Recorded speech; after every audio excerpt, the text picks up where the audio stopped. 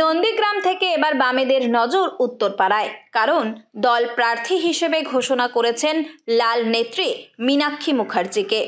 নাম ঘোষণার পর থেকেই উত্তরপাড়ার রাস্তায় নেমে মানুষের কাছে পৌঁছে যাচ্ছেন মীনাক্ষী মুখার্জি। আসন্ন বিধানসভা নির্বাচনকে সামনে রেখে হুগলির উত্তরপাড়া কেন্দ্রের রাজনৈতিক উত্তাপ তাই যেন অনেকটাই বেড়ে গিয়েছে। বামেরাও যেন নতুন উদ্যম পাচ্ছেন এই নেত্রীকে প্রার্থী করায়। পশ্চিমবঙ্গের গোটা স্কুল শিক্ষা ব্যবস্থা ধ্বংস করে দেওয়া এবং মেয়েদের মান সম্মানকে একদম সুবিধাতে চাপিয়ে দেওয়া বিরুদ্ধে তৃণমূল বিজেপির বিরুদ্ধে আমাদের লড়াই। সেই লড়াইয়ে উত্তরপাড়ার সামনে আছে রাজনৈতিক দল।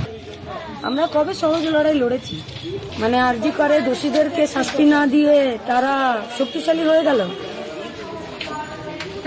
স্কুল সার্ভিস কমিশনকে ব্যবহার করে ঘুষ নিয়ে চাকরি বিক্রি করে ওরা শক্তিশালী হয়ে গেল। মিড ডে মিলের চাল বিক্রি করে জেল খেটে এসে ফিরে তৃণমূলের প্রার্থী হয়ে যাওয়া শক্তিশালী হয়ে গেল। ৭৭টা বিজেপির এমএলএ একটা দুর্নীতি আটকাতে পারল না, ভেতরে ছিল বিধানসভায়। কর্মী সমর্থকদের সঙ্গে নিয়ে উত্তরপাড়ার বিভিন্ন এলাকায় ঘুরে জনসংযোগ করছেন তিনি। ইতিমধ্যে শুরু হয়েছে দেওয়াল লিখনও। ভোট ঘোষণার আগেই একাধিকবার উত্তরপাড়ায় দলীয় কর্মসূচিতে অংশ নিতে দেখা গিয়েছিল তাঁকে।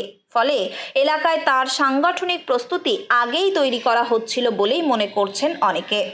প্রসঙ্গত 2021 সালের বিধানসভা নির্বাচনে নন্দীগ্রাম কেন্দ্র থেকে সিপিএম প্রার্থী হিসেবে লড়েছিলেন মীনাক্ষী মুখার্জি। সে সময় মমতা বন্দ্যোপাধ্যায় ও শুভেন্দু অধিকারীর হাই ভোল্টেজ লড়াইয়ের মধ্যেও তিনি উল্লেখযোগ্য ভোট পান। তবে এবারের নির্বাচন প্রসঙ্গে মীনাক্ষী মুখার্জি বলেন, সেদিনও তৃণমূল ও বিজেপির বিরুদ্ধে লড়েছেন, আজও সেই লড়াই চলছে।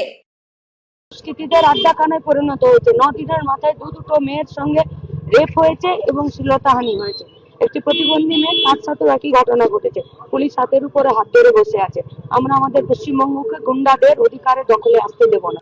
অপেক্ষা রাখুন, আরো অনেক কিছুতে কটাক্ষ আসবে। আমাদের কর্মীরা, আমাদের পার্টি উত্তরপাড়াতে তারা নিজেদের পায়ের মাটির নিচে মাটি শক্ত করে দাঁড়িয়ে আছে।